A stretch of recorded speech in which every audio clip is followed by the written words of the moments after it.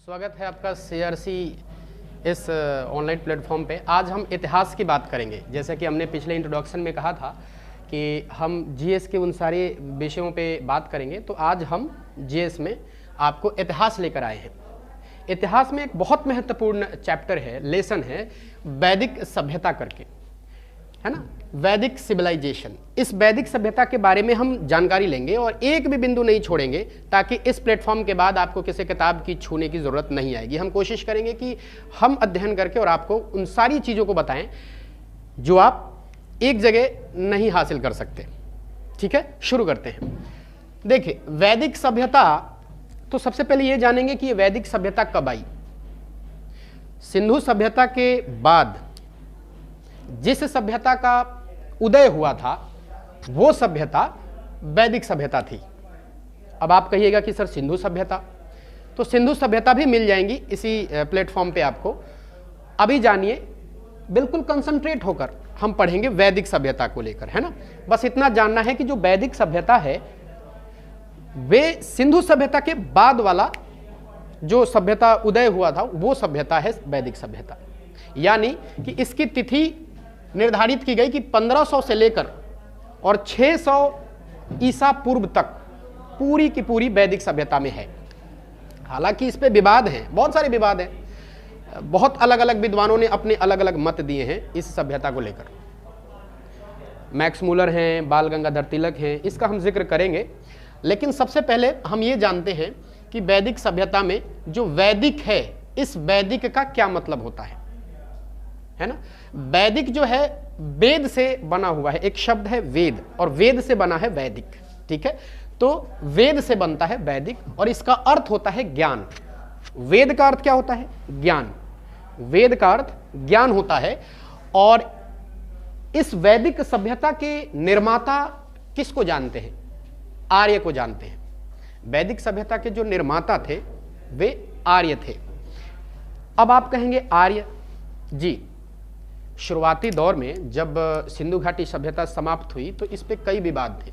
मतलब कि कुछ लोग ये कह रहे थे कि जो सिंधु घाटी सभ्यता के लोग हैं उन्हीं का जो उत्कर्ष है वो धीरे धीरे समाप्त हो गया और क्रमिक रूप से वो ग्रामीण सभ्यता में आ गए और वही लोग थे आर्य।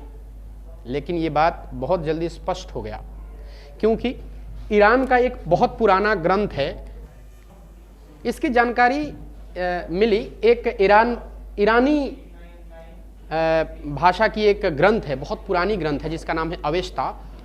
उसमें और ऋग्वेद के भाषा में काफ़ी सिमिलरिटीज़ थी, यानी कि उनकी भाषा और ऋग्वेद की भाषा मिलती जुलती थी।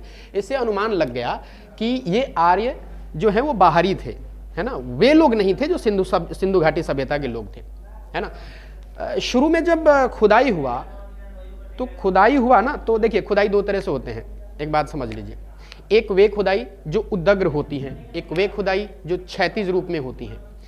उद्दग्र खुदाई से कालक्रम का पता चलता है। जैसे कि अगर आप गहराई में वैसे लंबवत खुदाई करते जाते हैं तो जो सबसे ऊपर मिलता है सामान वो सामान सबसे अंतिम टाइम का होगा, और जितना अंदर तक जाइएगा उतने बाद के समय को वो दिखाता जाएगा, उतने पहले के समय को दिखाता जाएगा, माफ कीजिएगा।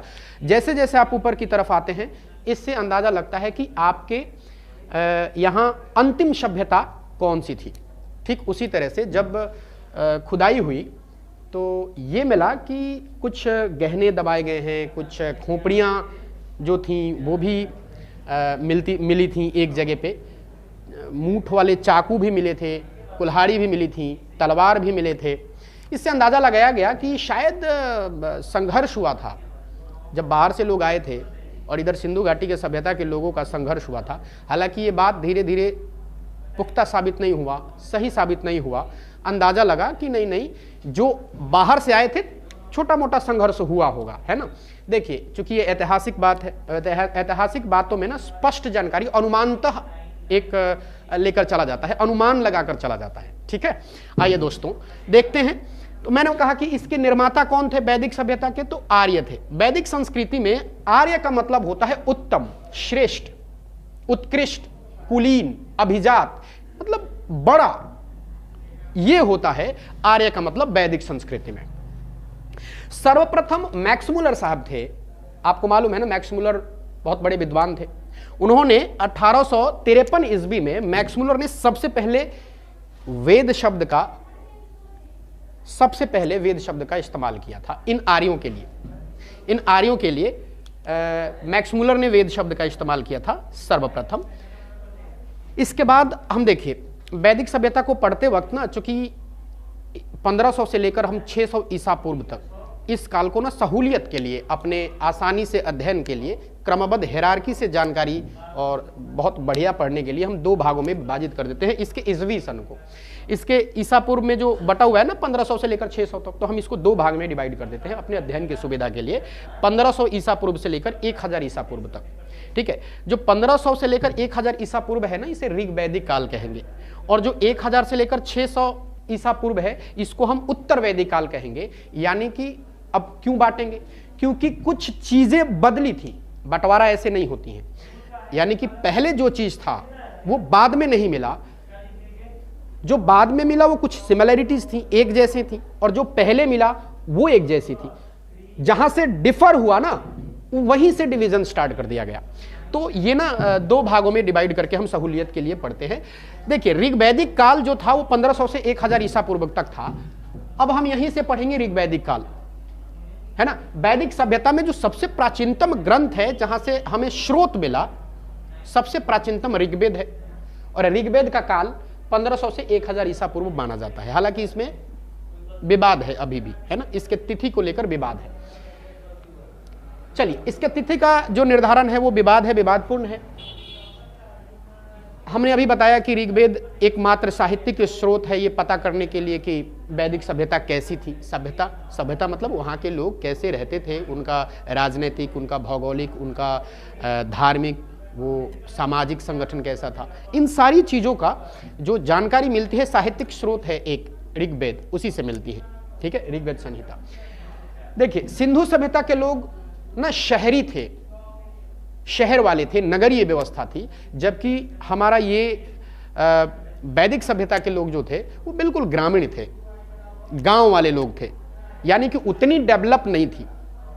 वे लोग जो सिंधु घाटी सभ्यता के लोग थे, वे लोग पूरी तरह से ना कृषि को करते थे। कृषि के साक्ष्य मिले 7000 ईसा पूर्व में, कृषि के साक्ष्य मिले, अन्न मिला, बहुत सारे अनाज मिले। तो वे लोग, अनुमान लगाया जाता है कि खेती पे ज्यादा ध्यान देते थे, जबकि ये लोग ना पशु पालन या पशु चारण पे ज्यादा ध्यान देते थे इनके टाइम पे। यानी कि जो वैदिक सभ्यता है, वैदिक लोगों में ना कृषि गौण थी, मतलब उतना बढ़ चढ़ कर कृषि में हिस्सा ये नहीं लेते थे जितना कि पशुपालन में लेते थे। विपरीत था, उधर नगरीय सभ्यता थी, इधर ग्रामीण सभ्यता थी। उधर कृषि पे ध्यान दे रहे थे, इधर पशु पे ध्यान दे रहे हैं, ठीक है। देखिए एक और साक्ष्य मिला 1400 ईसा पूर्व में बोगल्सकोई, जो एशिया माइनर कहलाता है, एशिया माइनर एशिया में है, वहां से एक अभिलेख मिला, और उस अभिलेख में ना जो वैदिक सभ्यता के कुछ देवता हैं, देव लोग हैं, उनका नाम मिलता है ना। उन देवताओं का नाम है इंद्र, वरुण, नासत्य। देखिए एक मैं आपको बात बता देता हूं। बताया जाता है कि देवताओं का नामकरण उन्होंने ही किया था। वो इसलिए किए थे कि जब वो आए तो पर्यावरण मिला उनको, प्रकृति मिली, पहाड़ मिले, गुफाएं मिले, नदियां मिली, झील मिले, बरसात, ये सारी चीजें ना जहां जिसका ये उत्तर खोज नहीं पाए, मतलब ये समझ नहीं पाए कि इसका अरेंजमेंट कौन करता है, तो ये इंसान के रूप में ही उसको देने वाले को भगवान मान लिए। अलग अलग एरिया, जैसे बारिश करने वाला कौन, तो उनको एक अलग भगवान मान लिया। अग्नि कौन, अग्नि कुछ तो है, तो जब समझ नहीं पाए कि कौन है तो उसको अग्नि भगवान मान लिया। यानी कि प्रकृति से जुड़े थे, और उन्होंने सभी कार्य जिसको ये समझ नहीं पाए उनको भगवान का दर्जा दे दिया, और तब से ये देवता लोग, और आज भी हम, अब आज के टाइम में भी हम इन देवताओं को जानते हैं। चलिए, तो अभिलेख में किस देवता का जिक्र था? इंद्र का, वरुण का, नासत्य का, जो बोगल्सकोई 1400 ईसा पूर्व एशिया माइनर में मिला था। देखिए जो वैदिक आर्य थे ना, इसी से साबित होता है, इसी से ये स्पष्ट हो जाता है कि वो ईरान से आए थे। क्यों? क्योंकि ये एशिया का जो एशिया, ये बोगल्सकोई है ना, एशिया में है, और एशिया के पश्चिमी इलाके से वो ईरान का क्षेत्र है। है ना, ईरान में जो मध्य एशिया में ना एक बैक्टीरिया जगह है, वहां से आने के साक्ष्य मिले हैं। जबकि देखिए एक और बात, सिंधु सभ्यता के लोग ना घोड़े का उतना नहीं मिला है। एक जगह है सुरकोतदा, वहां एक घोड़े का साक्ष्य मिला है। हालांकि यहां बहुत घोड़े के साक्ष्य मिले, ऊंट के साक्ष्य मिले। तो इससे अंदाजा लगता है कि ये, और ये अभिलेख भी मिला, तो इससे जाहिर हो जाता है कि वो ईरान से ही आए थे। ठीक है, ईरानी प्राचीन ग्रंथ है एक, अभी हमने जिक्र किया था, अवेस्ता। इस अवेस्ता की जो भाषा है हमारी ऋग्वेद की भाषा से काफी मिलती जुलती है। इससे और भी अंदाजा लगता है कि नहीं, चूंकि वो ईरानी भाषा में है और ईरान का प्राचीनतम ग्रंथ है और हमारा प्राचीनतम ग्रंथ ऋग्वेद है, और दोनों की भाषा मैच करती है, इससे और स्पष्ट हो जाता है कि आर्य कहां से आए थे, मध्य एशिया, उधर से आए थे, ईरान से आए थे। चलिए, इस पे हालांकि इस पे कई विद्वानों का विवाद है, स्पष्ट नहीं है कि कौन कहां से आया था। लेकिन ये जो जितने विद्वान लोगों ने अपना अभिव्यक्ति की, अपनी बात रखी, वे सब के सब ज्यादा सहमत मैक्स मूलर के बाद से हुए।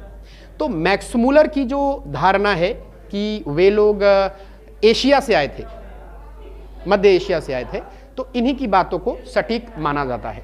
हालांकि कई विद्वान हैं, उसका जिक्र मैंने यहां कर दिया है कि विद्वान थे मैक्स मूलर। इन्होंने कहा था कि जो वैदिक सभ्यता के आर्य थे वो मध्य एशिया से आए थे। बाल गंगाधर तिलक थे, इन्होंने कहा उत्तरी ध्रुव से आए थे, यानी कि उत्तरी ध्रुव और नॉर्थ पोल से आए थे।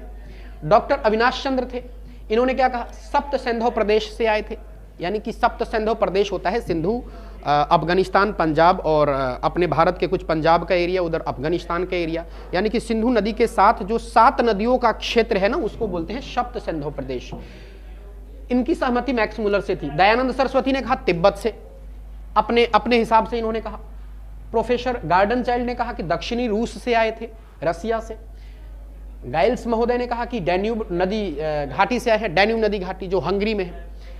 प्रोफेसर पेंक ने कहा था, प्रोफेसर पेंका एक थे, उन्होंने कहा कि जर्मनी के मैदानी भाग से आए थे। इन सभी बातों पे तकरीबन सटीक बात, जिसमें ज्यादा साक्ष्य मिला और जिस बात की जानकारी को स्पष्टता ये कहा जा सकता है कि नहीं, वे मैक्स मूलर के बात पे सभी लोग सहमत थे। इसलिए मैक्स मूलर की जो मध्य एशिया की जो कॉन्सेप्ट है, जो विचार है, वो ज्यादा सटीक होती है। तो अब हम देखते हैं आगे का जो अध्याय है उसको।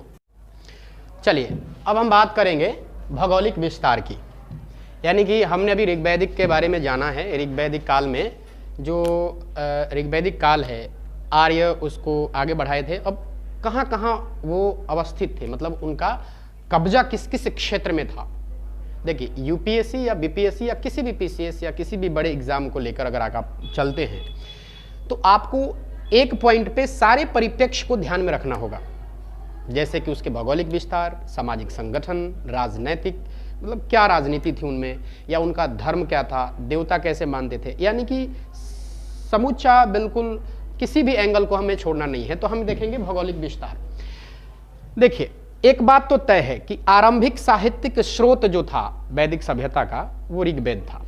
ठीक है, तो एकमात्र ऋग्वेद। और ऋग्वेद में क्या कहा गया था, ऋग्वेद में यह बताया गया था कि वे लोग, यानी कि वैदिक सभ्यता के लोग सप्त सिंधु प्रदेश में रहते थे। और सप्त सिंधु प्रदेश का क्या मतलब है, 7 नदियों वाला क्षेत्र। और 7 नदियों वाला क्षेत्र भारत के नक्शे पे इधर पाकिस्तान और हरियाणा और पंजाब के तरफ वाला क्षेत्र बताया जाता है। 7 नदियों का क्षेत्र कौन कौन सा है, तो हम देखते हैं उसमें सिंधु नदी आ जाती है, सरस्वती नदी आ जाती है, शतद्री नदी जिसे सतलज कहते हैं, शतद्री पुराना नाम है, सतलज उसको अभी कहते हैं, वितस्ता है जिसे झेलम कहते हैं, फिर विपाशा है जिसे ब्यास कहते हैं, पुरुषनी नदी जिसे रावी कहते हैं, आश्किनी नदी जिसे चेनाब कहते हैं। ये सब पंचनद, और इधर सरस्वती जिसका बाद में अस्तित्व उधर से हट गया।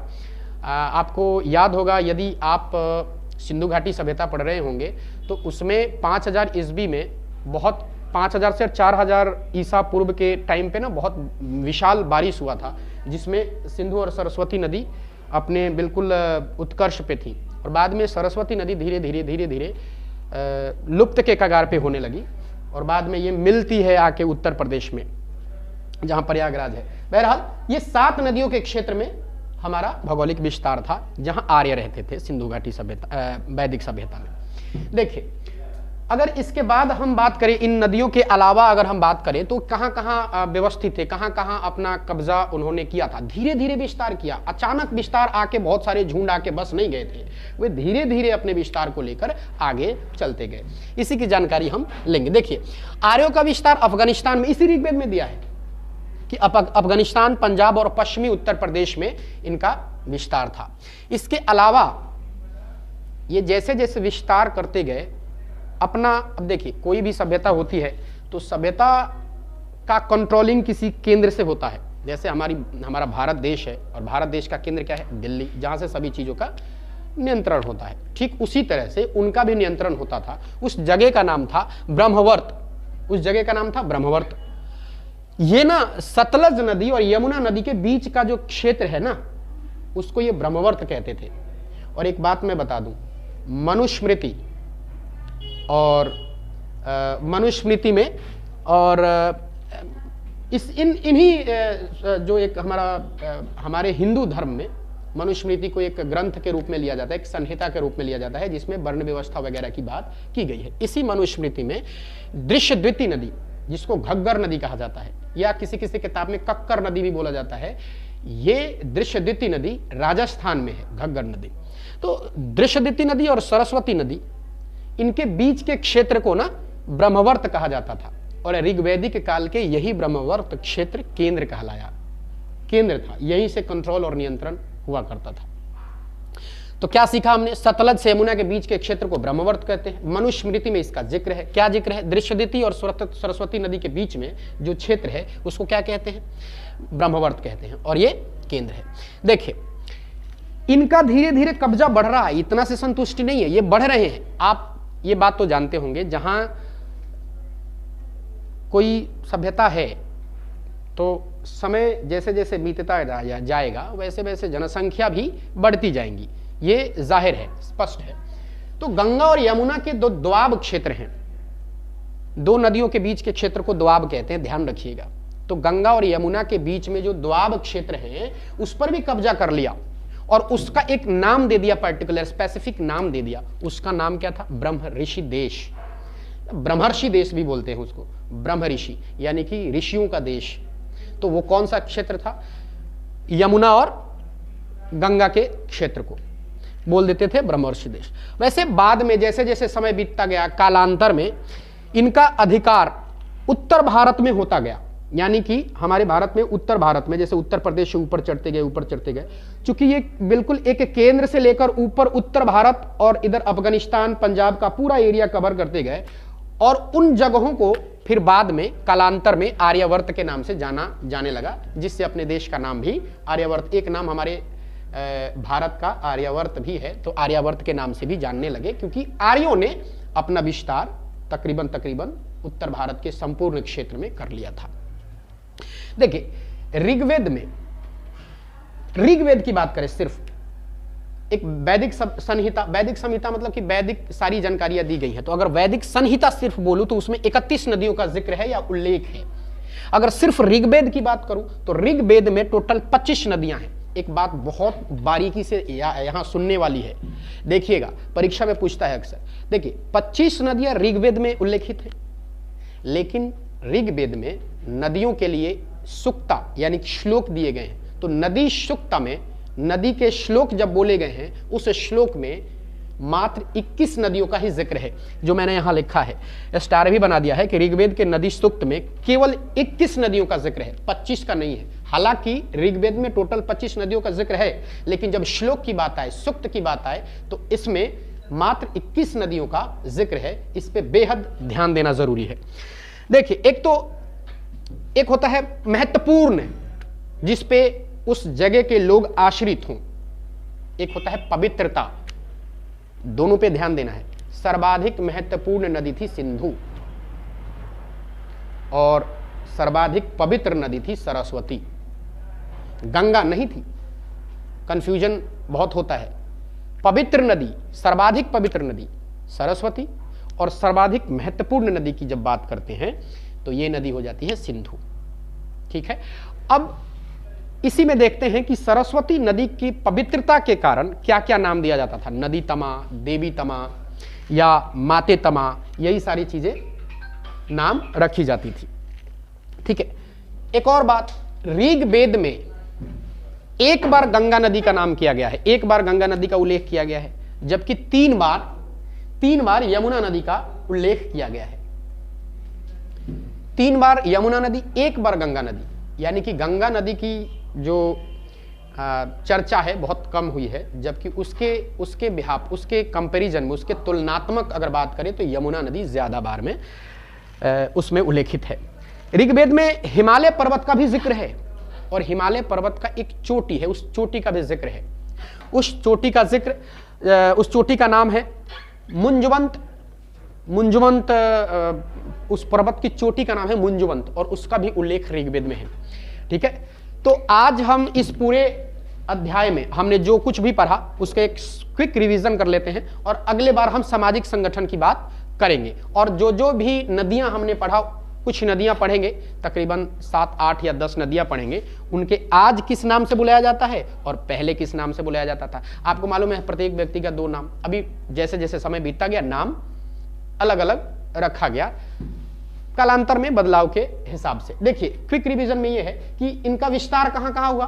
तो इनका विस्तार एक तो सप्त सिंधु प्रदेश, जिसे 7 नदियों का क्षेत्र कहा जाता है, और 7 नदियों के क्षेत्र में कौन कौन से हैं? सिंधु, सरस्वती, शतुद्री जिसे सतलज बोलते हैं, वितस्ता, झेलम, विपाशा जिसे ब्यास बोलते हैं, पुरुषनी जिसे रावी बोलते हैं, और आश्किनी जिसे चिनाब नदी कहा जाता है। चलिए, आर्यों का विस्तार मैंने बोला था अफगानिस्तान में, पंजाब में और पश्चिमी उत्तर प्रदेश में हो गया था। सतलज से यमुना के क्षेत्र को ब्रह्मवर्त कहते हैं। मनुस्मृति में ब्रह्मवर्त का जिक्र है, उसमें ना सरस्वती और दृश्यदिति यानी कि घग्गर नदी के बीच के क्षेत्र को ब्रह्मवर्त कहा गया है, और ब्रह्मवर्त जो जगह है वो ऋग्वेद का केंद्र था। ठीक है, इसके बाद हमने कहा कि जैसे जैसे समय बीतता गया आर्य उत्तर भारत की तरफ बढ़ते गए, और उस पूरे क्षेत्र को आर्यावर्त नाम दे दिया गया, जो भारत का एक नाम भी है, आर्यावर्त। आर्यों की वजह से आर्यावर्त नाम पड़ा। वैदिक संहिता की बात करें तो 31 नदियों का जिक्र है, जबकि ऋग्वेद की बात करें तो मात्र 25 नदियों का जिक्र है। लेकिन क्या, जब हम ऋग्वेद की सूक्ता की बात करते हैं, सूक्त की श्लोक की बात करते हैं, तो मात्र 21 नदियों का जिक्र किया गया है, ध्यान दीजिएगा। ठीक है, और एक बात है, सर्वाधिक महत्वपूर्ण नदी सिंधु है, सर्वाधिक महत्वपूर्ण सिंधु है, और सर्वाधिक पवित्र नदी सरस्वती नदी है। 1 बार गंगा और 3 बार यमुना। हिमालय पर्वत का भी जिक्र है ऋग्वेद में, और एक चोटी है जिसका नाम है मुंजवंत चोटी, इसका भी जिक्र ऋग्वेद में है। तो अगले वीडियो में, अगले पार्ट में हम आपसे पुनः मिलते हैं। तब तक के लिए शुक्रिया। मैं उम्मीद करता हूं कि ये वीडियो आपको अच्छी लगेगी। अगर आपको जीएस का ऐसे ही एक क्रमवार हायरार्की में सारे विषयों का एक गहरी और एक शानदार कॉन्सेप्ट चाहिए, तो आप इस चैनल को सब्सक्राइब करें, बेल आइकन को दबाना ना भूलें। जय हिंद।